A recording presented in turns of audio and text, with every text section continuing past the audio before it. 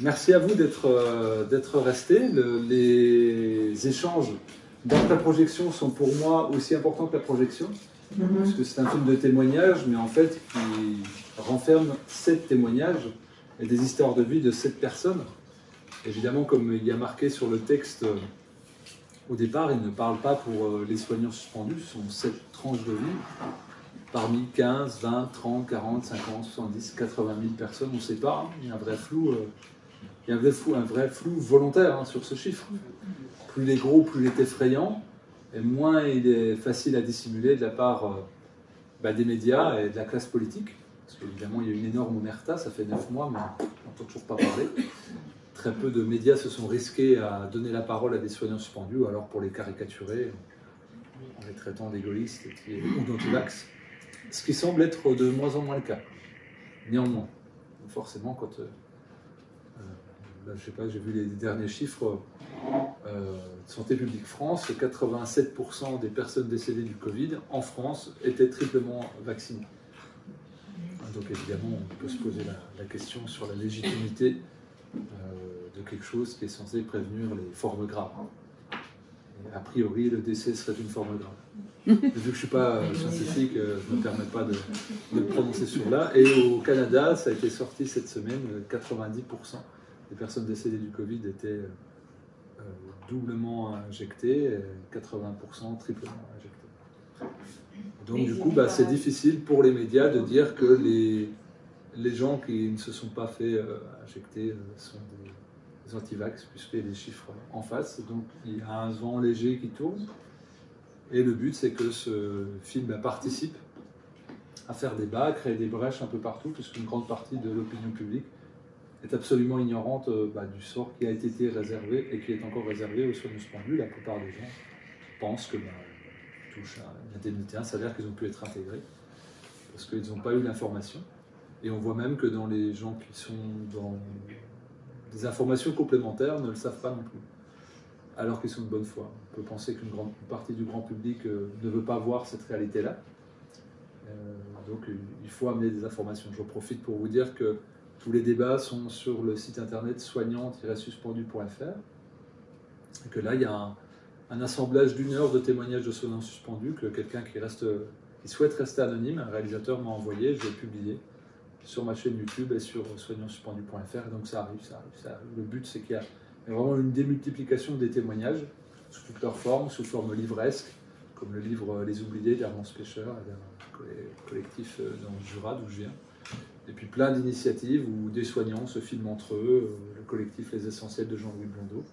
Je profite aussi pour dire que le 11 juillet à Paris, il y a une grande conférence de presse organisée par les collectifs unis et Marc Daoud du magazine Nexus, où le film sera projeté, où il y aura beaucoup de journalistes et une dizaine de soignants suspendus qui vont témoigner. Donc, le but, c'est d'insister. C'est pas relâcher. Évidemment, la parole est pour moi importante pour les soignants suspendus. Donc, s'il y en a dans l'Assemblée qui souhaitent partager autour de leur réalité, de leur histoire, de témoigner leur retour du film, évidemment, l'espace leur est ouvert. Ça sera avec joie. Est-ce que déjà, il y a des soignants suspendus dans l'Assemblée? 2, 3, ok. 4. Si vous voulez prendre la parole, témoigner, voilà, c'est... Moi, je suis soignante en maladie. En arrêt maladie. Ben oui, on est pareil. Nous, on avait suivi les conseils de Maître Guillon qui nous avait dit, voilà, il faut vous mettre en arrêt maladie, mais du coup, c'est vrai que... C'est un moyen de survie. C'est un moyen de survie, mais... C'est pas évident non plus au quotidien d'être en maladie parce qu'on est malade, quoi. Si à la base on n'était pas malade, qu'on a voulu fuir ces décisions et pour garder notre intégrité et un petit peu de revenus, on finit par être malade, quoi. Moi je suis avec une tonne d'antidépresseurs, des anxiolytiques, pour pouvoir continuer et pour pouvoir mener le combat, parce que ça fait 1 an que je suis dans le combat, dans la lutte et dans mon quotidien. Je traite, j'informe et comme je dis à mes collègues, je soigne.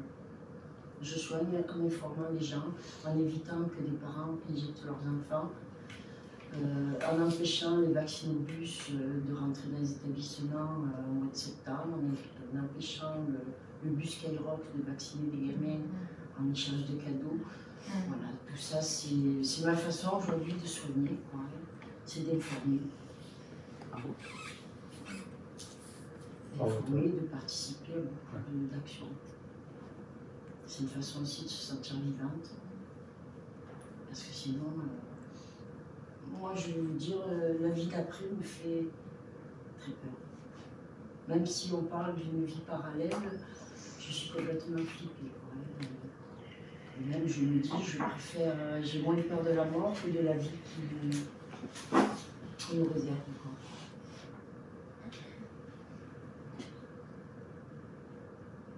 Et voilà. J'ai pas assumé totalement, j'ai pas voulu la suspension, j'ai pas.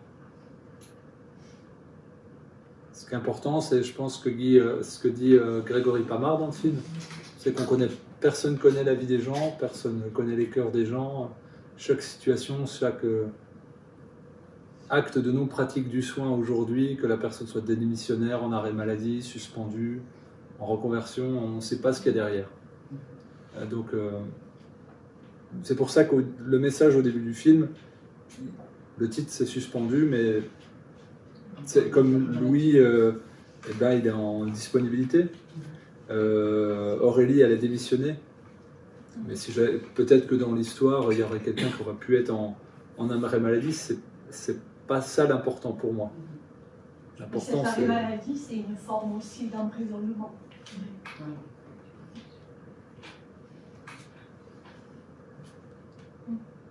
Il n'y a pas de situation idéale, je pense.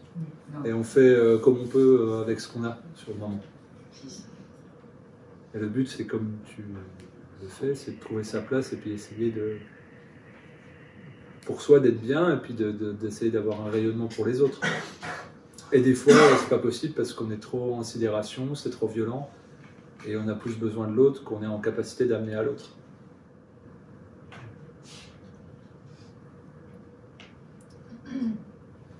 Moi, je voudrais amener un témoignage. En fait, j'ai été en arrêt maladie jusqu'à la fin de mon contrat à durée déterminée qui s'est arrêté, qui n'a pas été renouvelé. Et j'ai senti la différence, en fait. Parce que quand on est en arrêt maladie, oui, on pourrait raisonnablement penser que ça mérite bien un petit burn-out, tout ça. Et puis finalement, on n'arrive pas à savoir ce qui se passe, où on en est.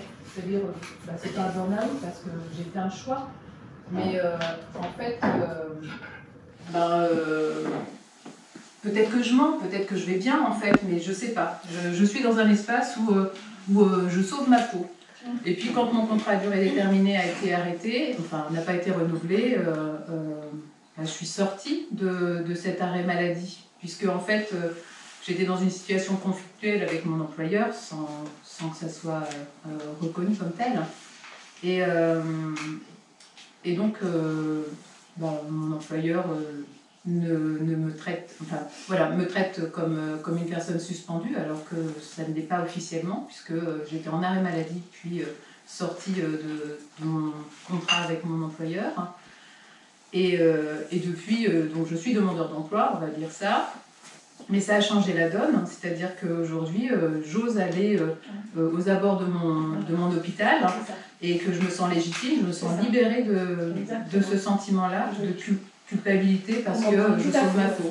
Voilà. Ouais. Moi, j'ai rendez-vous parce que j'ai demandé la rupture conventionnelle. Ouais. Parce que j'ai 33 ans d'ancienneté, il est hors de question que je demande dispo à 5 ans de la retraite et que je parte une année devant, si je dois partir, il faut qu'ils prennent la responsabilité, il faut qu'ils me licencient. Ou ils acceptent la rupture, ou je vais faire le nécessaire pour me faire de rupture. En tout cas, voilà, ça fait une différence, et quand on est libéré de ça, je veux partir libre. Je veux sentir libre.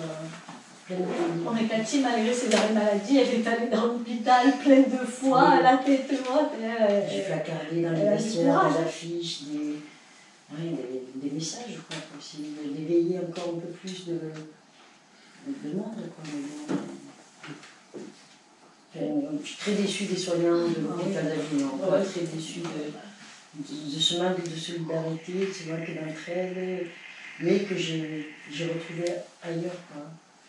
Notamment en faisant le convoi des libertés qui était magnifique, en faisant beaucoup d'actions. Ce qui est décevant, c'est qu'on n'est pas nombreux en fait. Non. Et donc on se sent très vite isolé. On croit ne pas être nombreux, mais quand on se déplace et qu'on participe à pas mal d'actions, on se rend compte que non, on n'est vraiment pas tout seul. On n'est vraiment pas tout seul. Mais ce qu'il faudrait arriver, c'est converger. Arriver à converger. C'est collectif. Toutes ces forces, quoi, toutes ces âmes pour arriver à faire quelque chose. Tout comme ce film, je dis, il est très beau, on est tous convaincus, on est tous... il faudrait le diffuser dans les hôpitaux, dans les... ailleurs. La semaine prochaine, par exemple, il est diffusé à Lyon dans un grand amphithéâtre de 300 personnes et le collectif Réinfo du 69 pardon, a tracté devant le pôle hospitalier. Et donc on n'avait pas ouvert les inscriptions avant que des gens hors nos réseaux soient inscrits, parce qu'on savait que, d'autant plus qu'il y avait Louis, Carole Fouché, Grégory Pamard et Judith et moi-même, donc ça allait ramener du monde en 2 jours, ça aurait été rempli. Donc là, les inscriptions étaient bloquées et ouvertes uniquement, et donc ils ont tracté devant le centre hospitalier, il y a eu 120 personnes. On a été donné des tracts dans les voitures à la sortie de l'hôpital, et donc là on aura des étudiants de médecine et des soignants non suspendus. Et le but, évidemment, c'est de créer des brèches, parce qu'il y a beaucoup... Enfin, moi, j'ai vu donc j'essaie de me déplacer au maximum sur les projections. Il y a des soignants qui sont en activité, qui sont triple injectés, qui sont très remués par le film, parce que ça parle quand même de leur réalité dégueulasse. Parce que le message aussi du film, c'est de dire on a un système qui a volontairement programmé l'absence de soins et la maltraitance de ses soignants. D'où le fait aussi au début qu'il y ait ce petit historique où les soignants demandant plus de moyens ou de l'aide pour mieux soigner se faisaient matraquer et gazer. Il ne faut pas oublier ça, c'est que c'est un gouvernement qui, je dirais même c'est une succession de gouvernements qui n'a jamais pris soin de ses soignants. Quand on est capable de payer 20% plus quelqu'un qui contrôle un QR code qui n'a aucune formation, par rapport à un infirmier qui a 3 ans de formation, qui a une expérience, qui connaît la clinique, ça veut tout dire. Si on a des budgets, si on a, je crois que c'est 60 millions d'euros par mois de budget pour payer des Golgoth qui contrôlent des QR codes, et qu'on n'a pas de budget pour créer des postes, des lits en pédiatrie, et qu'on supprime des lits de réa, il suffit juste de lire. Il n'y a que la naïveté et la douleur d'accepter le réel qui fait que le grand public et les soignants encore en poste ne basculent pas de notre côté, entre guillemets. Mais tout est là. C'est assez limpide. On a trouvé des fonds tout de suite pour contrôler des QR codes, c'est-à-dire refuser des gens en soins. Là, il y avait... j'étais à Mouansartou jeudi. Et il y a un couple qui vient me voir avec le mari parle pour la femme, parce que la femme ne pouvait pas parler, trop dans son émotion.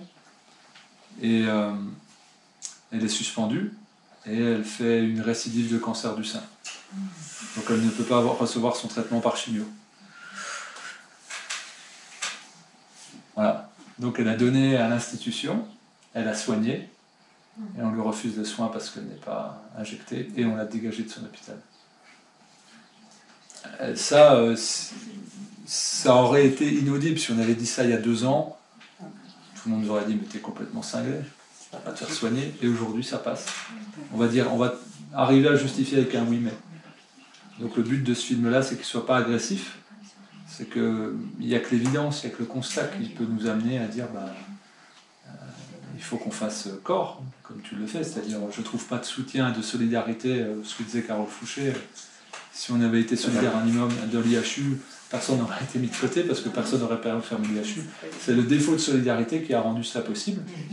Et dans d'autres endroits, on remet de la solidarité et du lien pour que on ne soit pas attaquable. Comme les gens font corps, on ne peut pas les démembrer. Par contre, à créer de l'individualisme et de la séparation, on a réussi à maltraiter des gens qui étaient là pour traiter correctement, justement. Donc pour moi, c'est le sort des soignants et l'élément pivot de la société.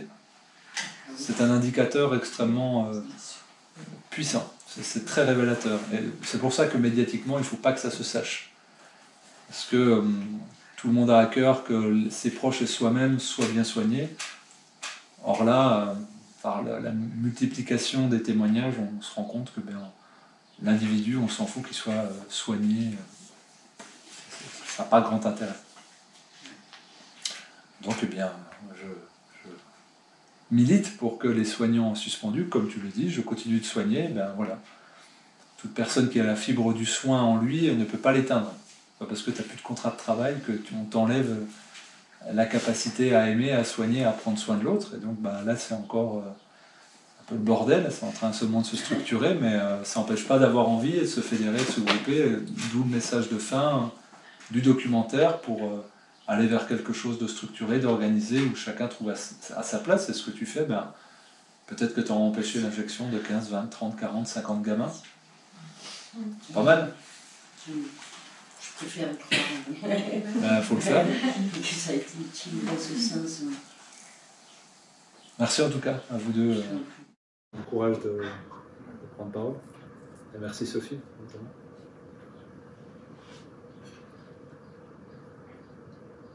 Moi je travaille à Stéphane, j'habite à Caron, mais je travaille dans un département de Vaucluse. Le plus gros des effectifs des personnels est composé de travailleurs médico-sociaux. Et il y avait donc dans cette collectivité, des professionnels qui ont été concernés par l'obligation vaccinale. Des péricultrices, des médecins de PMI, des psychologues.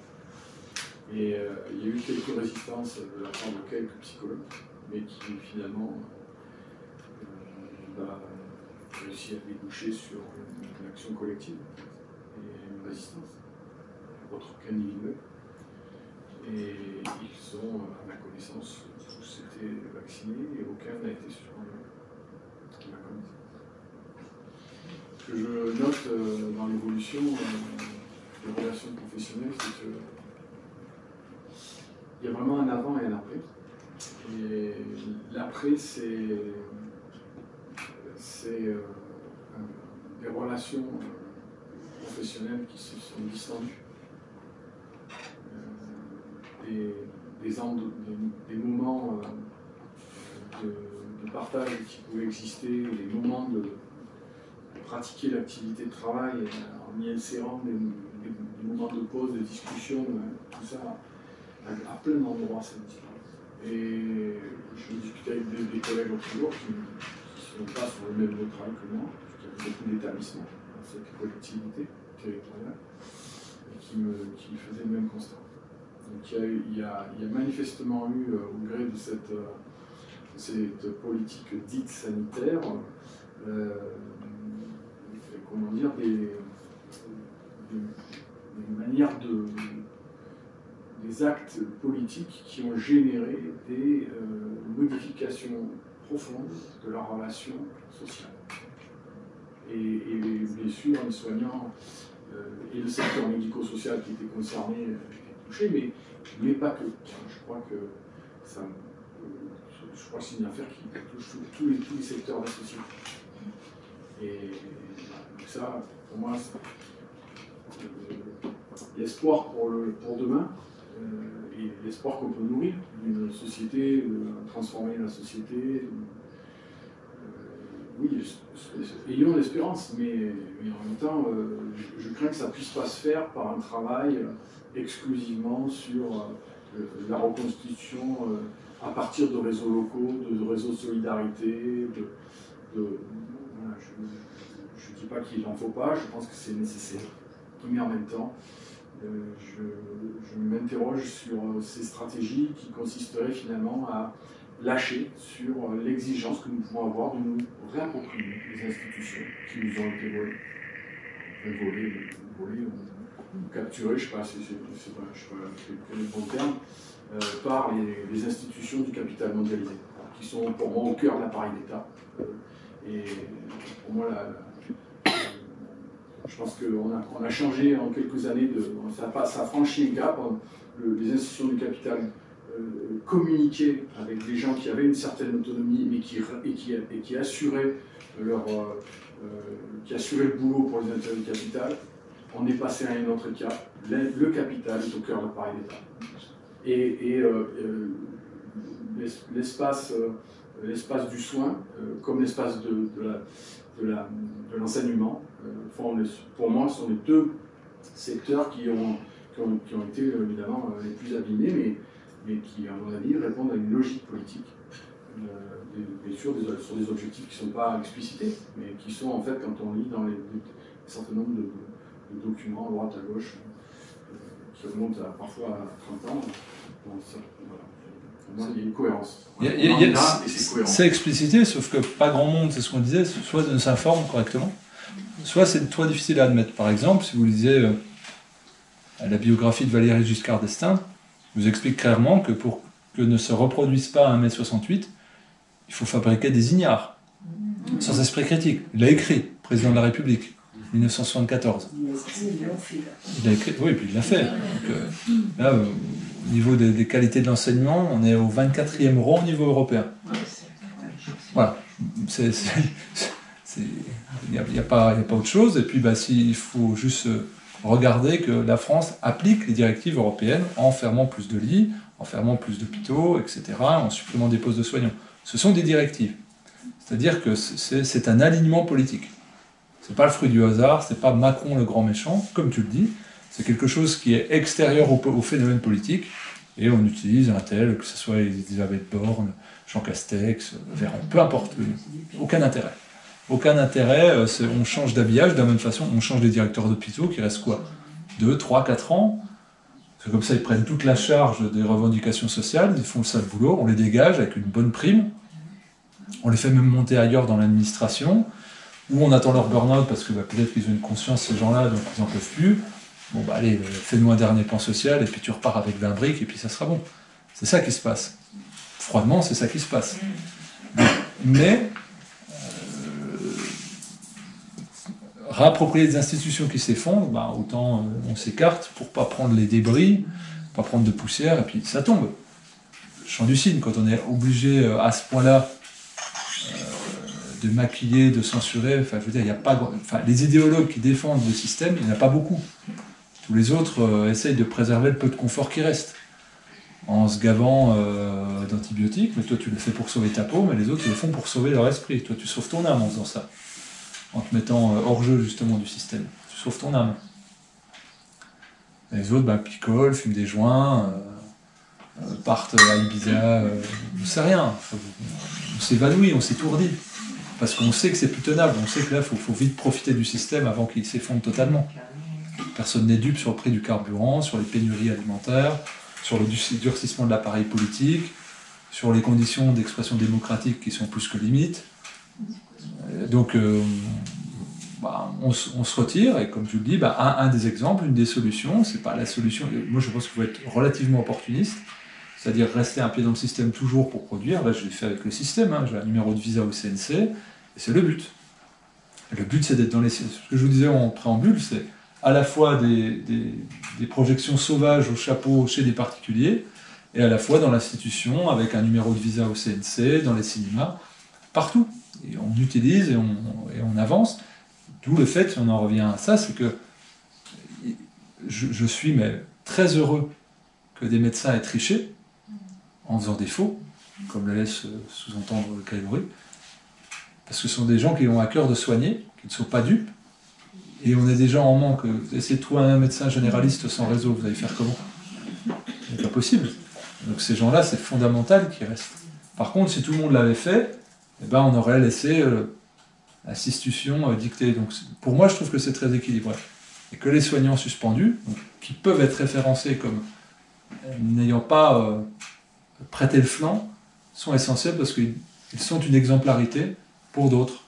Demain, peut-être que ça sera les instituteurs, les professeurs des écoles, d'autres personnels administratifs qui sont encore protégés de cela et qui peuvent donner un élan. Le but du film, c'est aussi ça, c'est de donner de l'espoir, pas qu'aux soignants suspendus, mais aux gens qui sentent que ça pue dans la société et qui à un moment donné vont être confrontés à un choix de se dire dans ces 7 témoignages, je vois des milliers, des dizaines de milliers de personnes qui ont autant de soutien que possible autour de moi pour leur dire j'hésite, oui tu peux le faire, c'est dur, je déprime, j'en chie financièrement, mais tu vas trouver des motifs de recours, tu vas trouver quelque chose en toi, tu vas trouver autour de toi pour le faire.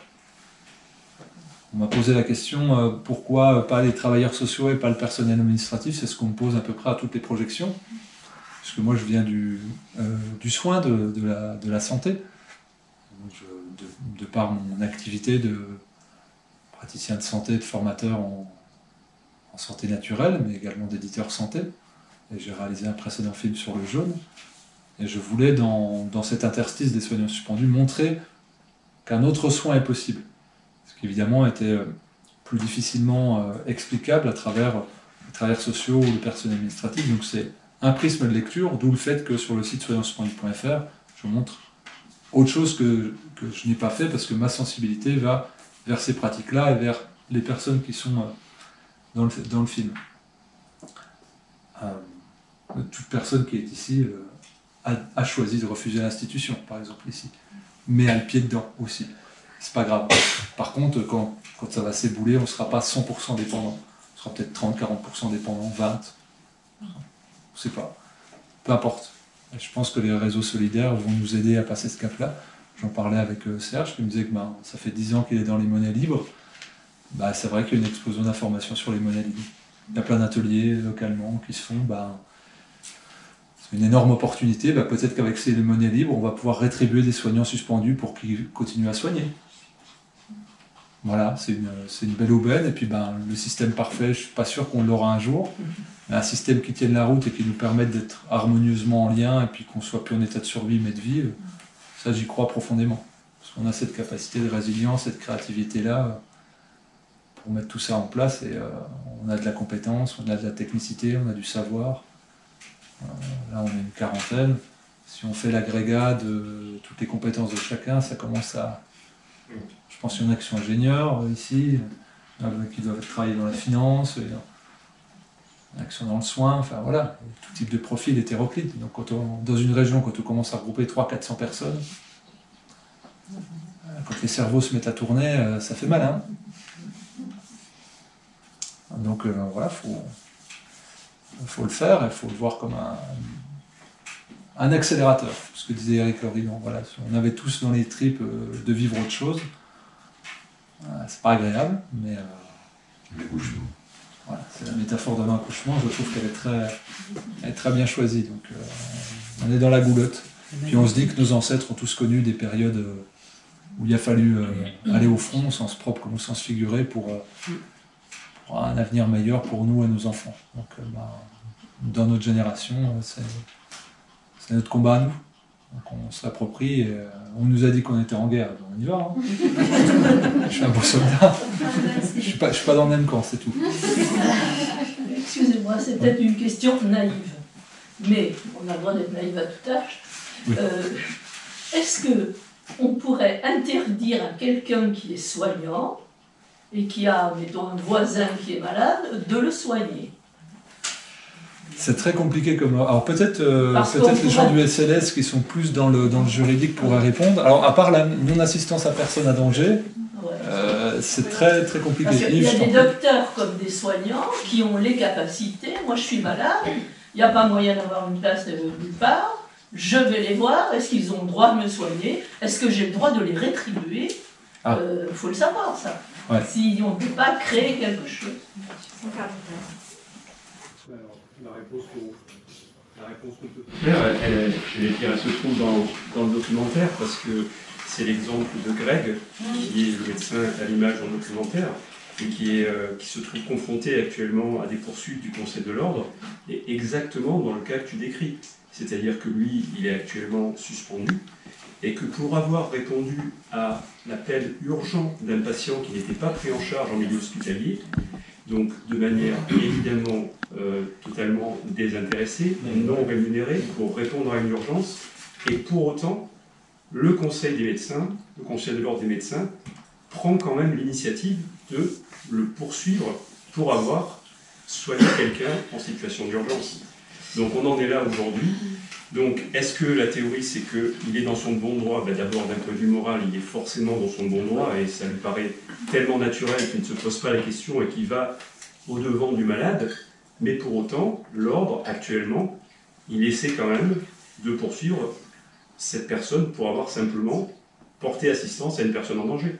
Donc c'est pas une affaire qui est terminée, mais c'est pour montrer que cette situation qui, il y a quelque temps, n'aurait pas posé de questions, c'est-à-dire que n'importe quel d'ailleurs individu, médecin ou secouriste, qui est en capacité de porter assistance, il doit le faire, c'est ce qu'on lui demande dans la loi.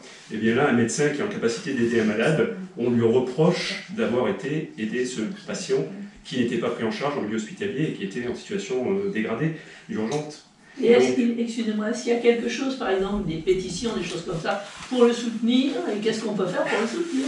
Donc bien sûr que il a lancé un appel pour être soutenu quand il était convoqué devant le Conseil de l'ordre, parce que bien sûr, il entend faire entendre son bon droit, le droit de continuer à prendre en charge les gens qui sont en besoin urgent. Et donc il a lancé un appel, il y a effectivement, ça a été relayé sur des réseaux qui lui ont permis d'ailleurs d'être médiatisés, de pouvoir également avoir accès à pouvoir exprimer en tout cas son point de vue de soignant. Mais pour l'instant, le Conseil de l'ordre continue la procédure. Donc je ne connais pas la fin de l'histoire, mais ça reste une situation difficile pour les soignants qui veulent juste, de manière totalement désintéressée, continuer à prendre soin des gens. Donc il faut savoir qu'aujourd'hui, on fait tout pour décourager cette position-là. Mais après, à nous d'apporter tout le soutien pour que finalement le grand public soit informé de ces situations. Et je pense que ça, c'est des choses qui peuvent toucher les gens, parce que les gens ont du mal à croire qu'un médecin, de manière gratuite, qui prend en charge un patient en situation d'urgence, puisse être embêté par le Conseil de l'ordre. Mais c'est la réalité aujourd'hui. Et donc, bien sûr que on est là, tous les citoyens et les patients, pour lui apporter tout le soutien nécessaire, parce qu'évidemment, c'est souvent une bataille qui peut se gagner d'un point de vue médiatique. Si, quand Greg est convoqué au Conseil de l'ordre, et bien devant le Conseil de l'ordre, si on a tous ces patients et tous les patients potentiels qui sont là, eh bien, ça n'a évidemment pas le même poids. Et puis bien sûr, il y a aussi tous les soignants, les professionnels, ses confrères, et en l'occurrence le syndicat Liberté Santé, qui est là, dont il est un des membres fondateurs d'ailleurs, qui est là aussi pour pouvoir apporter tout le soutien juridique pour faire encore entendre le droit dans ces situations. Alors qu'il a prêté serment d'Hippocrate. Bien sûr. Et on lui demande de faire de nier ça. Exactement, oui. Oui, je t'en prie. Pourtant, Louis, dans le film, dit moi, j'ai un diplôme de médecin et je soigne, on va dire, presque librement. Parce que lui, il a le même risque, alors. Il prescrivait encore. Tout en fait, c'est... Il y a une chose entre faire une chose et se faire choper en faisant une chose. C'est différent. Donc il y en a qui vont vous le dire en off, il y en a qui vont vous le dire en on, il y en a qui vont... de toute façon, pour Grégory, l'histoire est simple, c'est qu'il s'est fait dénoncer par un collègue. Donc c'est ça qu'il faut... Voilà. Les deux fois où Grégory a été embêté par l'ordre, c'est sur dénonciation. Par quelqu'un qui est dépositaire de l'autorité de l'État, pour la première fois, puis l'autre par un de ses confrères. Donc pour info, pour bien comprendre, c'est-à-dire que la personne n'était pas prise en charge ni par l'hôpital, ni par son médecin traitant. Elle a contacté Grégory, qui a fait 3/4 d'heure de voiture, gracieusement, l'a soigné, l'a sorti de cette situation d'urgence, revenu chez lui 3/4 d'heure, et il est puni pour ça. Alors que l'autre médecin assermenté, payé, a refusé le soin, et lui n'a rien. Donc, il ne faut pas chercher la logique dans cette période-là. Vous avez des personnes qui sont en télétravail, dans le monde médical, en télétravail, donc ils sont au contact du public, zéro. Ils ont l'obligation vaccinale. Donc c'est pas pour protéger les soignants, les patients ou les autres. Ils sont en télétravail, ils sont tout seuls chez eux. On leur dit, non, parce que je suis pas en lien. Non, c'est comme ça. Pas de prendre de remplaçant. Donc voilà, et pas le droit de prendre de remplaçant non plus. Donc ce n'est pas... le droit est tordu dans tous les sens pour faire passer un plan social à 0 €, et comme tu le disais très justement, pour tout briser. C'est-à-dire que briser le lien, c'est-à-dire le sacré de l'humain, qui sa fonction c'est d'être en joie et d'être en lien avec l'autre et avec lui-même, eh bien tous les soignants suspendus qui ont des contacts avec les autres, ils se plaignent de leurs anciens collègues. C'est un climat de mort, il n'y a plus de vie, il n'y a plus rien, il n'y a plus de lien, il n'y a plus la conscience du travail bien fait, puis comme on se regarde dans une glace, comme on arrive à... Vous imaginez que tous les matins ces gens arrivent, et ils voient des patients se faire refuser pour un QR code. J'étais sur la route, il y a 20 minutes avant d'arriver ici, j'ai une amie qui devait se faire enlever un kyste au crâne.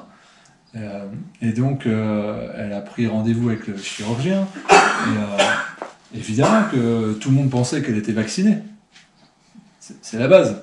Tout le monde, ça va de soi pour tout le monde. Donc elle arrive et dit pour l'intervention, votre passe sanitaire. Elle dit j'en ai pas. Et comment ça vous en avez pas? Mais vous n'êtes pas vacciné? Non. Et là, c'est l'effondrement total, mais c'est pas possible, mais pourquoi? Donc, tout le monde lui saute dessus. On va vous faire un test bidule machin. Donc il lui viole le nez, elle hurle, parce qu'elle n'en avait jamais fait. Et le médecin, il dit, si j'avais su ça, je vous aurais pas pris. Cache, si j'avais su ça, je ne vous aurais pas pris. C'est exactement ce que vous écrivez lui. Donc là, il n'y a plus de volonté de soigner, il n'y a plus de volonté de rien. C'est-à-dire que la personne l'oublie, mais elle dit, mais qu'est-ce que ça change? Elle est testée négative. Quel est le rapport? Ils sont déshumanisés. Il n'y a plus de logique. Tu lui dis, mais c'est anesthésiste, c'est quoi, Bac plus 12? C'est ça, je crois, c'est 4 ans de spécialité, c'est un truc, c'est costaud. Le mec n'est pas capable de lire les études aujourd'hui qui montrent tous depuis 8-10 mois que ça change quasi rien. Que tu sois vacciné ou pas, donc c'est du dogme, c'est de l'idéologie, ça n'a aucun sens, donc on est dans des schémas qui n'ont rationnellement aucun sens, et dans lequel celui qui prend soin gracieusement, qui respecte son serment, est moins bien considéré par quelqu'un qui bousille son serment. Et que socialement, il est vu comme un malpropre, et que l'autre, oui. Et Eric, je peux le dire, parce qu'il a un de ses collègues, Eric Loridan, l'année dernière, en 2021, s'est fait 480 000 € en vaccinodrome. Net d'impôt, il n'y a pas d'impôt là-dessus. Là, on louera la personne, dira le médecin, il a bien réussi, il a une belle villa, un truc. Donc on est sur des paradigmes complètement tordus, et évidemment que l'anesthésiste qui a peut-être participé à piquer à tour de bras, il ne va pas faire un switch, donc il va insulter mon ami, parce que c'est un déversoir facile, elle est isolée, et il a toute l'institution avec lui. Donc des proies isolées comme Greg, ou comme des gens qui ne peuvent pas les faire vacciner, ou comme la soignante qui ne peut pas faire sa chimio, c'est très simple. On peut fondre dessus très rapidement, d'où le fait de faire corps pour pouvoir se défendre, et ce que disait Yves, d'appeler à la défense citoyenne et au soutien. Et donc par rapport à ton sujet qui est effectivement un sujet d'actualité, il y a une chose qui est importante, c'est, comme tu disais, je crois Stéphane, on est dans une période de transition, il faut continuer à faire face à nos institutions et à les mettre face à leurs responsabilités. Donc ce même Conseil de l'ordre qui, on va dire, ose convoquer un médecin pour avoir soigné un patient, il faut aussi lui rappeler que dans ces moments-là, il a le devoir de faire respecter l'accès aux soins pour tous. Et que donc, en tant que patient, on doit à la fois interpeller le soignant pour le mettre face à ses responsabilités, mais aussi interpeller ces mêmes institutions qui sont capables de convoquer un médecin. Et pour ça, on a justement travaillé avec Grégory dans un groupe de travail sur la procédure de recours pour refus de soins. Et il faut savoir qu'on a quand même des arguments à faire valoir, et que les patients, qui viennent souvent dans ces moments-là, sont particulièrement abattus et démunis, ils peuvent, s'ils le souhaitent, être aidés. Et on a, avec le syndicat Liberté Santé, fait cette procédure de refus de soins avec un certain nombre de fiches qui permettent de rappeler aux praticiens la loi et leur devoir de prise en charge des patients, et qui permettent aussi d'interpeller le Conseil de l'ordre, pour que le Conseil de l'ordre ne soit pas là seulement pour taper sur les doigts à Grégory quand il estime que c'est un mauvais élève, mais aussi pour taper sur les doigts de ces praticiens qui prendraient l'initiative de faire de la discrimination et du refus de soins. Donc sachez-le, sur le site du syndicat Liberté Santé, vous avez une fiche qui s'appelle « Recours pour refus de soins », et vous allez trouver un certain nombre de lettres types pour interpeller toutes les instances responsables, depuis le conseil de l'ordre dont dépend le professionnel de santé qui aura refusé le soin, la commission médicale d'établissement, si dans l'établissement, selon les situations, il y a différents niveaux de recours, mais n'hésitez pas à vous emparer de ces documents pour faire valoir vos droits et mettre les institutions face à leurs responsabilités. Il y a une pièce de solidarité au syndicat. Oui, tout à fait. Toujours. Bien sûr, active, hein. évidemment, parce que évidemment que dans les missions du syndicat, de pouvoir soutenir les soignants suspendus, les soignants qui sont en reconversion, c'est évidemment une des actions principales et une des motivations pour nous d'être dans ce syndicat particulier qui est un syndicat de soignants bénévoles. Eh bien, évidemment qu'on essaie d'apporter un soutien à la fois juridique, humain, mais aussi financier. Et donc, si vous en avez autour de vous, parce qu'aujourd'hui, on se rend compte encore qu'on a certains de nos collègues, de nos confrères qui sont isolés ou qui n'osent pas simplement appeler à l'aide, eh bien, oui, le syndicat peut leur apporter ce soutien, qui soit psychologique, de mise en lien, de soutien juridique, mais aussi de soutien financier. Et effectivement, la caisse du syndicat va servir, entre autres, à ces soutiens financiers directement adressés aux soignants suspendus. Je vais apporter une précision. Les aides financières, elles ont deux aspects. Une qui est plus financière quand la personne est suspendue, qu'elle n'a plus de moyens. Donc ça passe par l'antenne locale. Donc il y a des antennes locales du syndicat un petit peu partout en France. Et donc selon le département, on va se rapprocher de son antenne. Et c'est au niveau de l'antenne que seront évalués le besoin. Donc ça, c'est une aide financière concrète. Et après, il y a aussi une aide financière pour financer la démarche juridique. Et ça, bon voilà, et on s'assure que ça arrive dans... Et que, comment dire, c'est une cohérence juridique. Et c'est vrai que c'est pour ces aides sur les procédures juridiques, en fait, ce sont les juristes du syndicat qui vont apprécier si la démarche juridique vaut le coup d'être poursuivie. Et à ce moment-là, décider s'il y a eu lieu ou pas d'accorder cette aide financière pour la procédure juridique. C'est ça, l'idée, c'est pas de prendre son avocat tout seul dans son coin et puis d'arriver avec la facture de l'avocat au syndicat Liberté Santé, ça ne fonctionne pas comme ça. Et je voudrais juste préciser aussi que les donations sont consacrées à l'aide financière vers les adhérents, alors que les adhésions, qui sont des sommes vraiment modiques, hein, mais c'est ce qui permet d'organiser le fonctionnement du syndicat. On est tous bénévoles et néanmoins on a des frais et quand on est suspendu, on a des difficultés quand même à participer au fonctionnement concrètement, mais voilà, globalement ça s'organise et on est plein de ressources. Excusez-moi, sur votre papier là, il y a une adresse. Donc oui. Si par exemple on veut adhérer, il y a possibilité en allant... Alors sur le site, effectivement, oui. Vous allez trouver la page où vous pourrez à la fois adhérer pour toutes les professions concernées par l'obligation vaccinale, mais j'allais dire tous les agents qui sont concernés de la même façon, hein, c'est-à-dire que les soignants au sens large, les sapeurs-pompiers, etc. Et puis vous aurez également sur le site une rubrique pour ceux qui veulent faire un don pour soutenir le syndicat dans ses actions de soutien aux soignants. On ajoute que dans ces personnels-là, on considère aussi que les femmes de ménage, les techniciens, la cantinière, ce sont des personnels qui ont été voilà, soumis au statut vaccinal complet. Petite anecdote par ailleurs, on m'a dit... On me racontait l'anecdote d'un jardinier, d'un EHPAD, qui s'est fait suspendre parce que dans ses fonctions de jardinier, il devait arroser des jardinières sur les balcons. Voilà, donc il fallait qu'il rentre dans le couloir ou dans les champs pour... Donc oui, ça dépasse l'entendement. Et puis ce qu'on m'a dit aussi, c'est pour les pompiers, mais les gens qui apportent... Parce que tu parlais de premier secours, Yves. Vous savez, quand on passe le brevet de secouriste, pour voir si une personne est encore animée ou inanimée, il faut se rapprocher d'elle et puis sentir son souffle. Ouais. Mais là, avec le méchant virus Covid, en fait, il faut se mettre à 2 mètres, se mettre à genoux, à l'horizontale et regarder s'il y a un mouvement de la cage thoracique ou de l'abdomen. C'est véridique, on me l'a validé. Donc on est sur des choses, et là on peut perdre des gens là-dessus. Hein. C'est-à-dire que là vous voyez quelqu'un d'inanimé dans la rue, vous n'intervenez surtout pas vers lui, vous mettez à 2 mètres et vous prenez bien le temps de regarder s'il y a un mouvement de son abdomen. Alors je ne sais pas s'il y en a qui ont déjà observé des gens en relaxation, des fois ça ne bouge pas. Hein. Donc on fait quoi en fait? Donc là on en est à ce genre de procédure là. Donc il est cool, hein. Donc on peut très bien respecter la loi et faire mourir des gens tout à fait légalement. Il n'y a pas de souci. Comme vous pouvez dire, non, restez chez vous avec du Doliprane. Donc c'est pour ça que Yves a bien fait de procéder. Il y a le droit, juridique, tout ça, et c'est hyper important.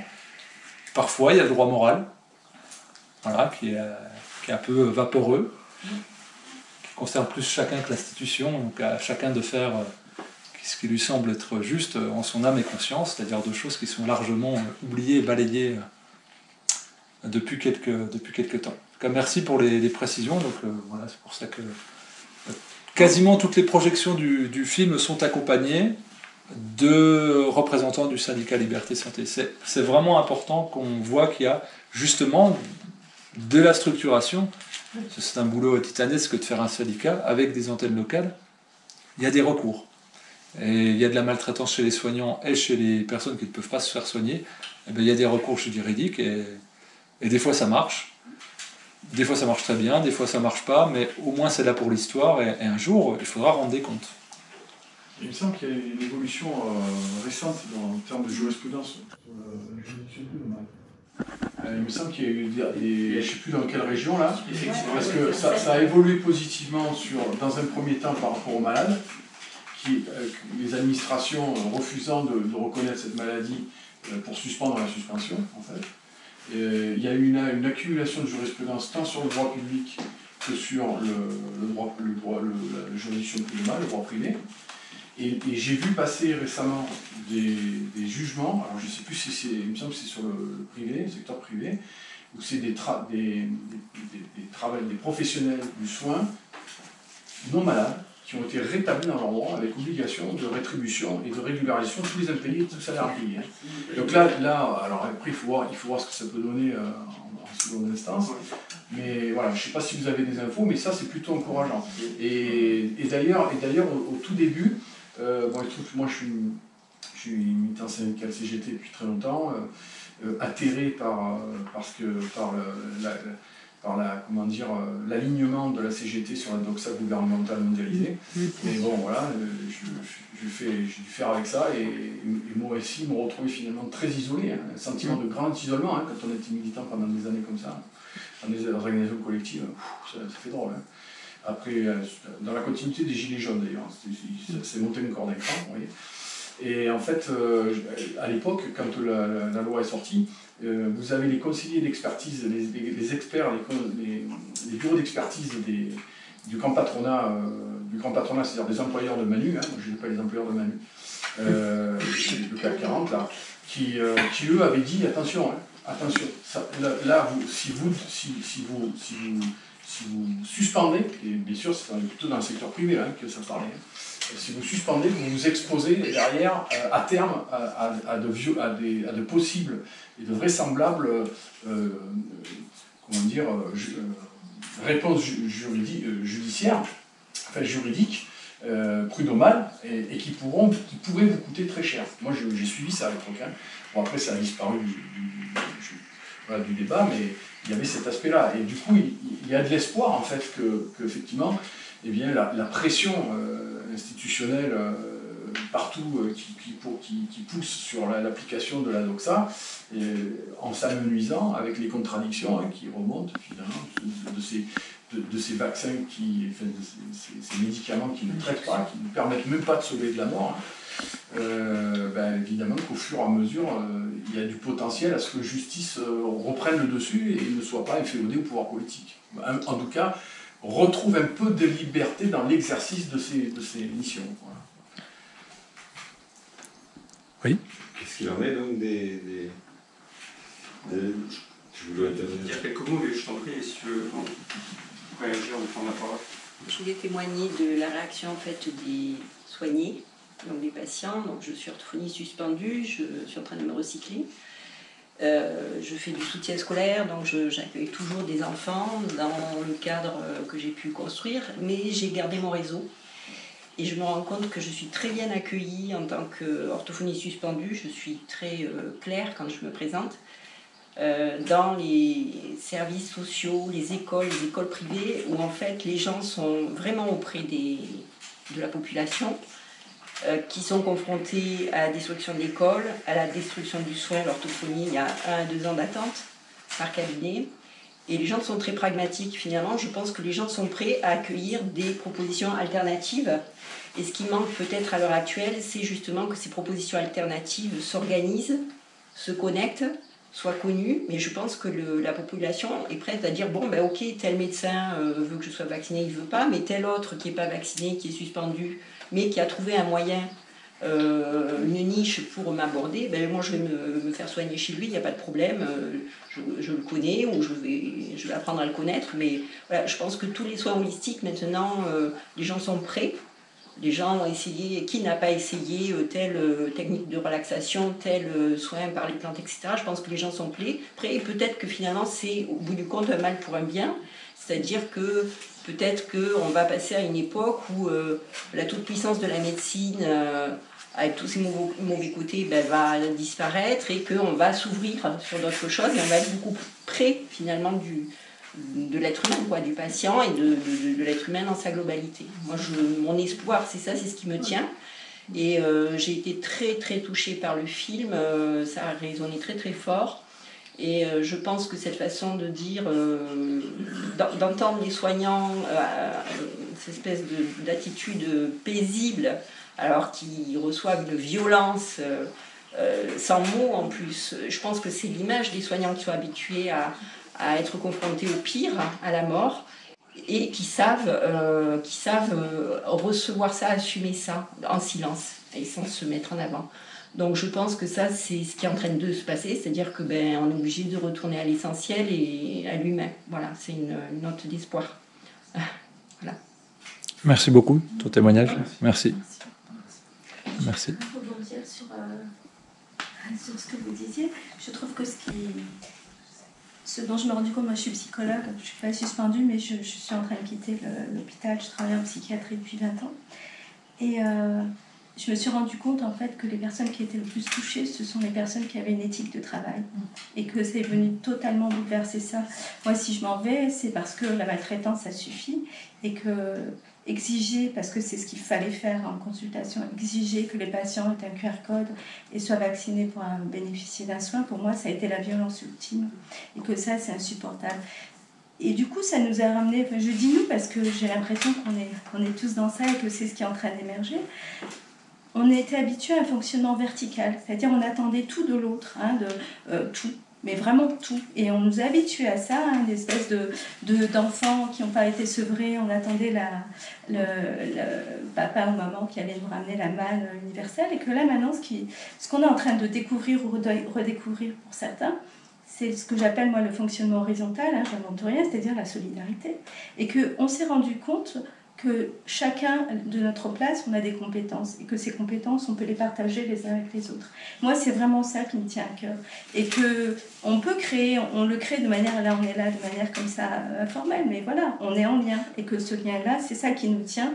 Et c'est ce à quoi il ne faut pas renoncer. Parce qu'on est dans un système totalitaire, je crois qu'il faut être clair avec ça. Et que l'attaque des liens, c'est ce qui est en jeu d'abord, cette attaque du lien, et que c'est ça qui a préservé avant tout, et que c'est à redécouvrir soi-même ce qu'on a. Moi, j'ai été touchée par le film parce que ce que dit Carole Fouché, par exemple, moi, je l'ai vécu. Je veux dire, moi, je crois qu'on est 80 psychologues dans l'hôpital. À ma connaissance, on doit être 2, mais j'ai disparu comme une espèce de truc là.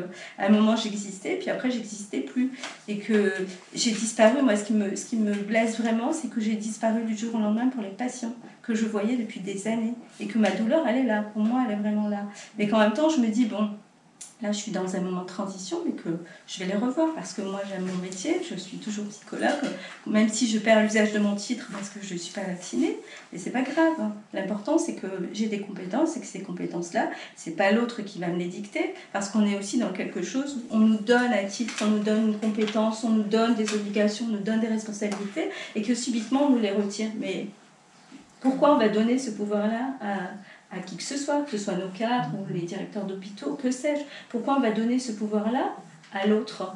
Hein, nos compétences, ça nous appartiennent et que c'est ça qui est à préserver et qu'il ne faut pas le perdre de vue. Quoi. On a nos compétences. Et que si on est là, c'est qu'on est bien conscient qu'on a d'autres choses en nous. Parce que moi, c'est ce qui me tient à cœur. Même s'il y a de la douleur, de la souffrance, hein, je ne le dis pas, mais voilà, et c'est important de le reconnaître, c'est le premier passage. Mais voilà, après, il y a de la création, et que cette création-là, elle est possible et sous toutes les formes. Et moi, ça m'a rendue optimiste. Bon, j'ai sombré, hein, quand même. Bon, voilà, je suis en arrêt maladie, hein, parce que voilà, à un moment donné, il faut aussi métaboliser ça. Hein, donc voilà, moi, je le dis d'habitude à mes patients, là, je me le suis dit à moi, il faut métaboliser, et voilà. Et regarder en moi ce qui s'est passé. Et ma douleur, voilà, je l'ai repérée. Et je sais que je peux perdre. J'ai perdu quelque chose que je croyais réel, c'est-à-dire mon idéal. Moi, je pensais que de ma place de psychologue, on est psychologue, donc on a un certain idéal de profession, d'une relation au patient, d'une relation aux gens, enfin voilà. Tout ce que moi j'ai mis dans cet imaginaire-là, bah, il existait pour moi, mais pas pour tout le monde, quoi. Et je suis, ben voilà, c'est pas grave. Je peux en faire quand même quelque chose avec d'autres personnes et qui l'accepteront, et que je serai toujours, je serai toujours thérapeute pour les personnes qui voudront, qui auront besoin de moi. Je veux dire, ça, pour moi, c'est absolument pas remis en question. Et que ça, pour moi, c'est la vraie solidarité, et que ce qu'on a, c'est ça. On m'a rien enlevé, en fait, dans l'absolu, on m'a rien enlevé, on m'a rien pris. Que ce que j'ai voulu, moi, laisser. Voilà, mais on m'a rien pris, fondamentalement. Voilà, merci pour le film, en tout cas. Bah, merci à toi.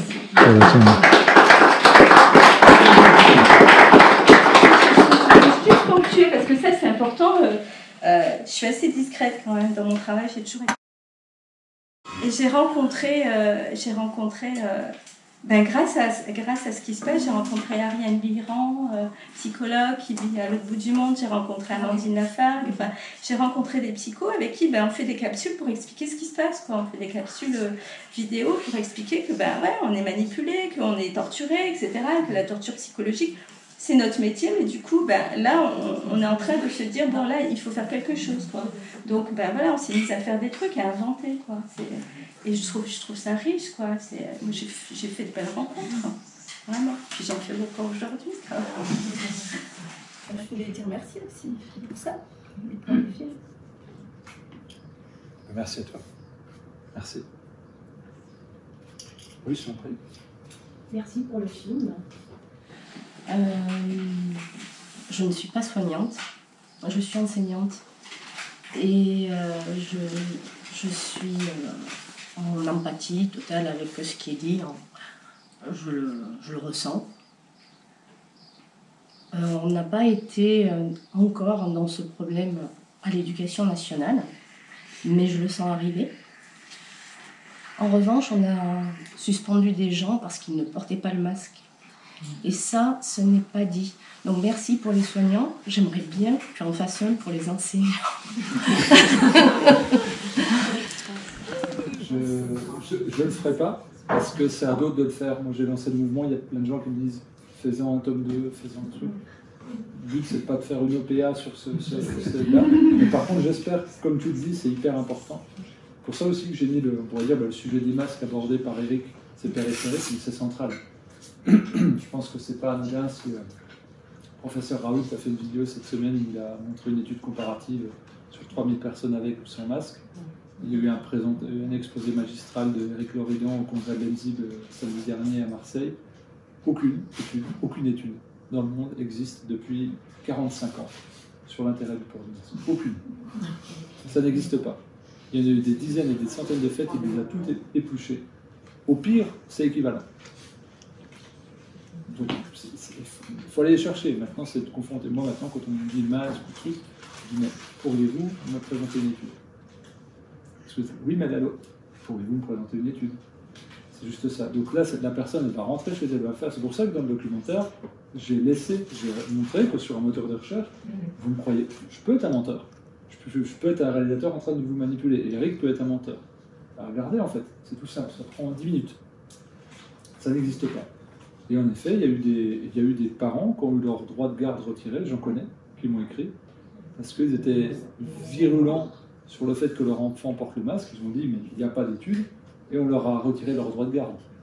Je précise, hein, même, vous pouvez cogner votre gosse, vous aurez votre droit de garde. C'est très dur de retirer le droit de garde, parce qu'on touche à des leviers très puissants. Si les masques tombent, tout tombe, au sens propre comme au sens figuré. Et donc ben là, on voit de plus en plus de gens remettre vous le voyez, hein, de plus en plus de gens remettre le masque. On en voit beaucoup, parce que ça y est, une épidémie de tests positifs est en train de galoper à nos portes. Les vaccinodromes, il paraît qu'à certains endroits, ils sont saturés. Forcément. Depuis quelques temps. Et puis, ils remettent en boucle maintenant sur la radio. Quand je suis en voiture, j'écoute, et ils remettent en boucle maintenant que les gens, il faut absolument qu'ils remettent le masque dans les lieux clos. Ils préparent le terrain là pour ça n'a pas été décidé encore, ça va être. Non, mais peu importe, peu importe. Oui, non, mais ce que je veux dire, c'est que déjà toute la journée. Oui, on lessive un petit peu plus le cerveau. Et ce qui fait qu'ils préparent les gens, et les gens sont déjà dans l'acceptation. Dans l'acceptation. Tu voulais t'exprimer? Pour les enseignants, parce que j'ai toujours beaucoup travaillé avec eux et de très près. Et je pense que je ne suis pas sûre que la population, enfin je ne sais pas, est-ce que les gens ont conscience que pendant 2 ans, on a demandé aux enseignants de maltraiter les enfants au quotidien, de les maltraiter. Alors, c'est horrible. On ne leur fait pas de piqûres, les enseignants, mais tous ces interdits d'exister en fait, hein, de se toucher, tout ce qui est nécessaire au développement de l'enfant, qui passe par communiquer, se toucher, avoir des émotions, être spontané. Ça a été extrêmement maltraitant. Et moi, je connais plein d'enseignants qui vont très mal parce que de pouvoir dire on nous oblige à maltraiter les enfants, c'est compliqué. Et en même temps, c'est le fait que les enfants, qu'on ait pu préserver, que les enfants aillent à l'école, c'est tellement fragile, on a tellement l'impression que même ça peut disparaître. Pouvoir aller à l'école, qu'ils n'osent pas. Enfin, moi, j'ai le sentiment qu'ils n'osent pas non plus trop bouger, parce que au moins les enfants peuvent aller à l'école et les parents peuvent travailler. Enfin, il y a une espèce de prise en otage des enseignants qui est ultra violent, selon moi. Enfin, voilà. Et les parents pris là-dedans aussi, à devoir mettre un masque. Moi, je recevais en rendez-vous des enfants de 4 ans, 5 ans qui arrivaient de la maternelle, qui arrachaient leur masque en arrivant dans la salle d'attente et qui se mettaient à pleurer s'ils avaient mal compris, qu'ils pensaient qu'ils devaient les remettre. C'est atroce. Enfin voilà, c'est ce que après avoir dit qu'on avait suspendu des enseignants parce qu'ils ne portaient pas de masque, il y a la souffrance de l'enseignant qui doit faire appliquer le protocole, parce que c'est le protocole qui change tout le temps. C'est terrible. Et quand dans l'école, moi j'ai interrogé des enseignants au tout début de l'arrivée du masque, je leur ai dit, mais comment vous vous sentez? Vous savez ce qu'on est en train de faire là? On est en train de mettre une couche culotte sur le visage des enfants, et vous aussi. Donc, est-ce que vous accepteriez de mettre la couche de votre enfant sur son visage pour qu'il mange son caca? Et j'ai dit ça à une jeune enseignante qui a un enfant. Elle n'a pas compris. Elle n'a pas compris. Il y avait parce que personne n'est là pour nous dire fais ci, fais ça. Et pourtant, c'est fait. Les enseignants mettent le masque là, jusqu'aux yeux. Et on fait, je veux dire, moi j'ai dû, bref, je veux même pas rentrer dans les détails, mais les lunettes, quand on porte des lunettes, on ne peut pas lire avec la buée qui vient sur les lunettes, et j'ai entendu, c'était pas moi, mais j'ai entendu, enlève tes lunettes. Ce n'est pas possible. Ce n'est pas possible de souffrir soi et de faire souffrir l'autre, puisqu'on sait la souffrance qu'on endure, c'est pas possible. C'est d'une violence inouïe. Bon, moi, je pense que j'ai morflé, parce que on encaisse, on se dit que oui, c'est ça, on est là, on essaye de gruger, quoi, de trouver des stratagèmes pour aider les enfants à baisser les masques, etc. Mais on est épié. On est épié par les collègues, on est épié par la peur de la délation. Il y a aussi la délation. D'une directrice dénoncer une enseignante qui ne portait pas les masques. Et puis ce geste. Dans la cour, à un adulte envers un adulte qui lui fait ça. Je ne parle pas des enfants à l'époque. Hein, donc c'est très violent. C'est très violent. C'est pour ça que ça fait catharsis, hein, avec je ne sais pas si le terme est juste, mais en tout cas, le film sur les soignants fait écho aussi à la maltraitance dans le monde enseignant.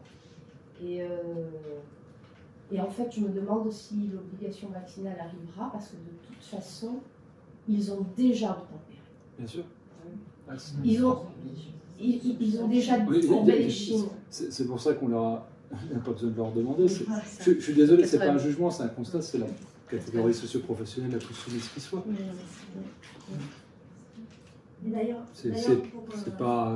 Tu le vois de l'intérieur, c'est-à-dire on leur a demandé de maltraiter des enfants, il n'y a pas eu esprit de corps pour dire peut-être qu'il faudra attendre, il faudrait qu'on regarde ce que disent des pédopsies, ce que disent les orthophonistes, ce que disent les études, c'est que ça a eu une implication, on n'a pas besoin de leur demander de se vacciner, ils l'ont fait d'eux-mêmes.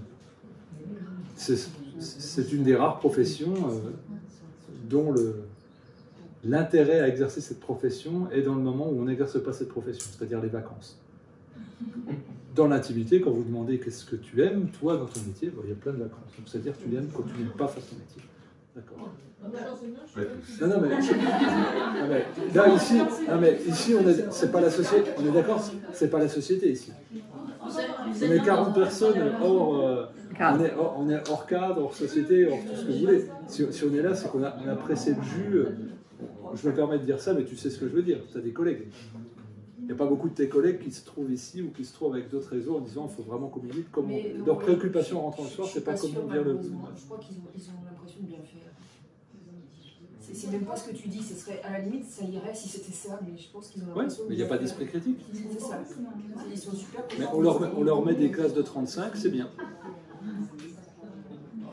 Enfin, tous les signaux dans l'éducation nationale sont là depuis 20-30 ans. Tu parlais de syndicats.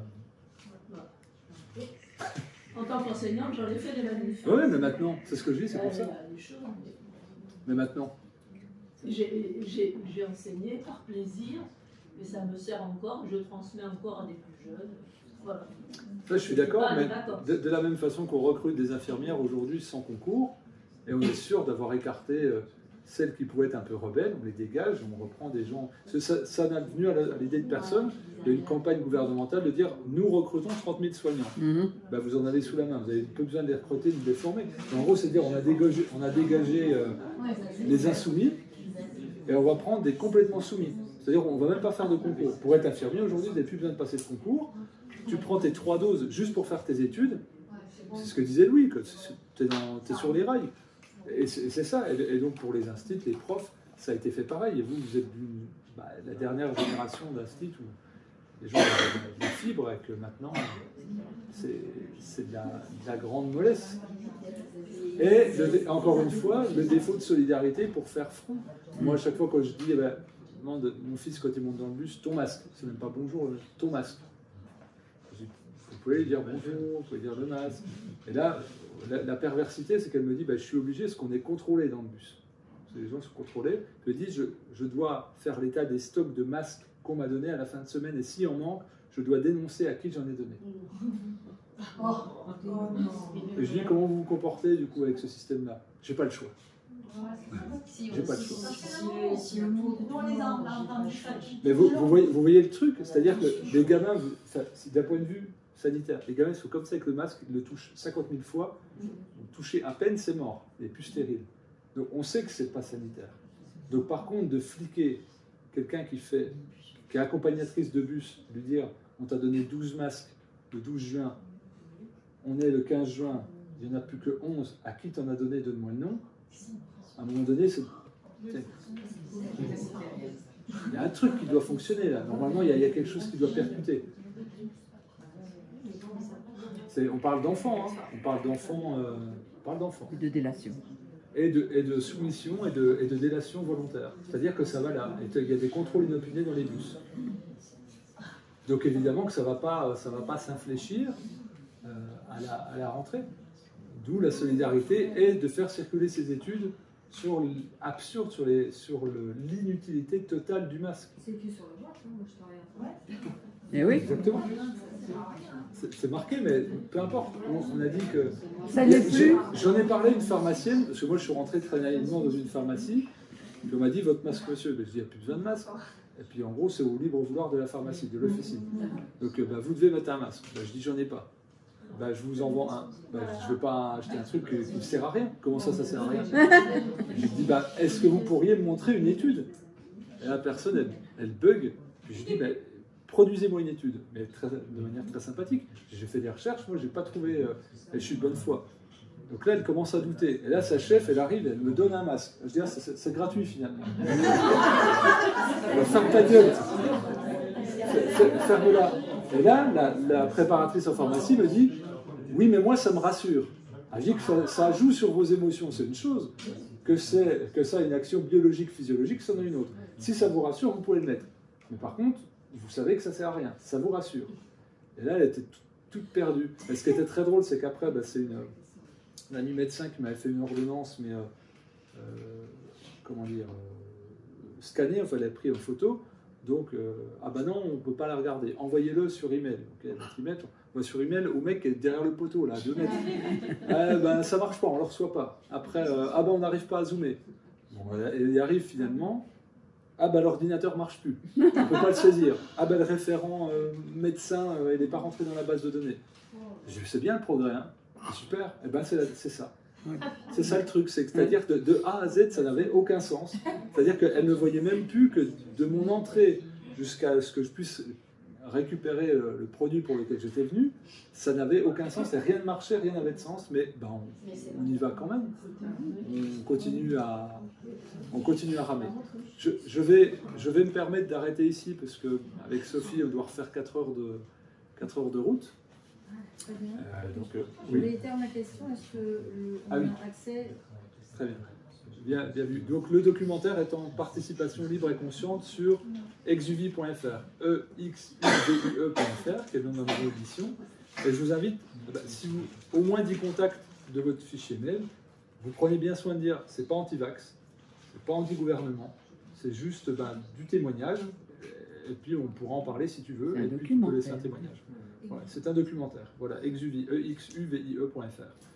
Et donc voilà, et le but c'est qu'il aille se répandre au-delà de nos cercles, évidemment. Et il y a des gens qui m'ont dit, qui ne sont pas là-dedans, je l'ai regardé, j'ai mis 2 semaines à te faire un retour, ou à vous faire un retour, je l'ai regardé en 4 fois, ça m'était insupportable. Ah, c'est douloureux. Parce que c'est... nous on est tous au courant, mais ceux qui... Même. C'est un choc, c'est de dire, c'est des coups de massue qui tombent. Mais il les faut. Non, si. Même quand on sait, moi ça m'a fait... Donc ça a un effet. Ouais. Et si brèche après brèche, eh ben, il y en a qui vont peut-être dire à la rentrée, je ne veux pas faire subir ça aux gamins. Je ne veux plus subir ça. Moi j'ai une proposition là, parce que j'habite à Caron, et moi, je suis dans le collectif de réaction Covid de Carpentras. On a organisé avec ceux de Cavaillon une conférence avec le sociologue Laurent Mukieli. Et par contre, en fait, pour ouvrir des brèches, parce que je suis convaincu de ça aussi, l'important c'est d'ouvrir sur l'extérieur et d'aller discuter avec les gens qui sont les moins aguerris de tous ces sujets. Et du coup, moi j'habite à Caron, je suis partant pour essayer d'organiser dans ce village des modalités pour aller discuter avec la population, essayer de porter en fait un autre point de vue que ceux qui sont véhiculés par les médias dominants. Voilà, je vous le dis, s'il y en a qui sont intéressés, tout ça c'est plus compliqué, mais il y a plusieurs sujets. Très bien, en effet. En tout cas, un grand merci à toi Serge pour nous avoir accueillis.